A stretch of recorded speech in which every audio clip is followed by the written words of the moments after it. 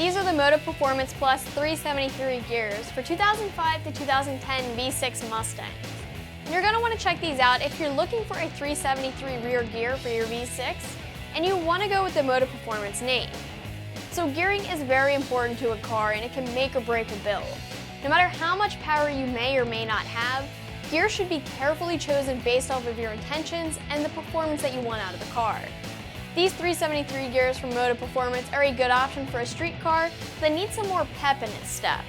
373s are a good ratio for daily drivers and for the car that might see the track or drag strip occasionally. I'd say that a 373 gear is a middle-of-the-road option.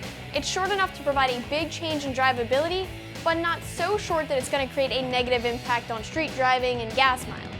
The install for rear gears isn't a simple one, so I'll call it a 3 out of 3 wrenches in the difficulty meter. You'll plan on spending about a half a day to a day getting these installed in the car. When you go about choosing your rear gear, you'll have to keep in mind where and how you mostly drive your car. If you do a lot of highway driving, you aren't going to want a short gear. And if you're looking for acceleration improvements from a stop, you aren't going to want a tall gear. A 373 gives you a little bit of both worlds here. You'll be able to cruise on the highway without screaming in those higher RPMs and burning up fuel, but you're really going to notice a big change in acceleration as well, and that's what makes them good for a daily driver. So if you're coming off of stock gearing and moving to a 373, you're going to think that you're driving a totally different car because the gears are going to totally change the driving experience.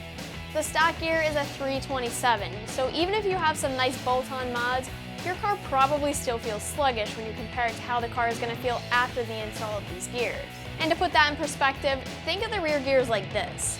The number of the gear is how many times the driveshaft will turn to one turn of the rear wheel. So in this case, the driveshaft will turn 3.73 times for every one turn of the wheel.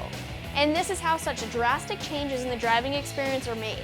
Typically speaking, low gears have higher top speeds and better fuel economy, but the trade-off is a car that's slower off the line with less torque. High gears are the exact opposite, and the 373 falls right in the middle and is a great all-purpose type of gear. A set of gears includes a ring and pinion gear, and the Moto Performance Plus gears are CNC-Cut from a high grade of steel, and they're factory lapped too. They're also hardness tested before they go out the door. These aren't a noisy gear at all, so you don't have to worry about any rear end noise or whining, and going with a 373 is going to help with acceleration and drivability, but isn't going to kill your gas mileage. These are for the V6 Mustang, so that means they're for the 7.5-inch rear. These are not going to work on an 8.8 rear, so don't even let that thought cross your mind. One thing to keep in mind though is that you should consider grabbing a master bearing kit for the install. Most installers are going to recommend this anyway. It's called a rear end install and bearing kit, and it's your rebuild kit. And one other thing, upgrading the rear gears will throw off the calibration of your speedo no matter what brand or gear ratio you end up choosing. It's just a side effect of changing the ratio. The workaround is to get it tuned, and that'll correct your speedo. If you don't already have a tuning device, you can always pick one up if you wanted to.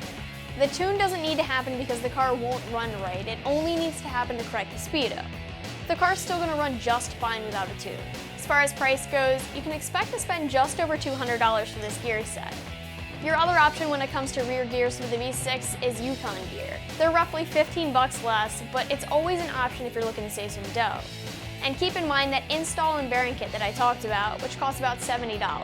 When it comes to the install, this one's going to be a 3 out of 3 wrenches in the difficulty meter. You can plan on spending a half of a day to a day getting these installed if you do this yourself. A lot of times people don't have the tools to do this in the garage themselves, so this could be a shop install for you. If you plan on doing this yourself, you can expect to use your whole toolbox, and make sure you have Loctite and all of your lubricants and gear oil too.